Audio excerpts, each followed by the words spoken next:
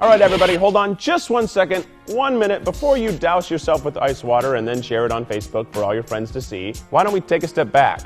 Are we really sharing awareness right now, or are we simply sharing wetness? Why don't we take a minute and actually talk about ALS?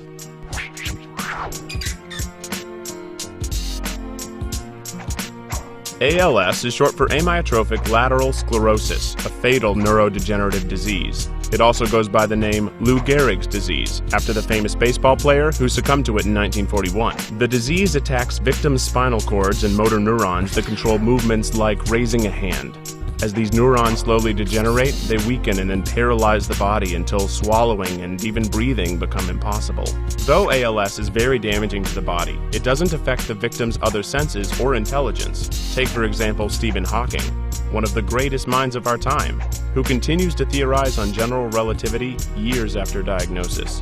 ALS is frightening because the disease can attack anyone and has no known cause. It occurs all around the world with no racial or economic barriers. It has no cure, and victims usually live only 2 to 5 years after diagnosis. And sadly, while we have almost wiped out polio and measles since the 1930s, there has been little advancement in ALS treatment in that same time. But ALS is extremely rare, affecting only about 2 out of every 100,000 people. And today, scientists are testing new drugs, conducting stem cell research, and exploring the possibility of replacing the attacked motor neurons, all of which could hopefully lead to a cure.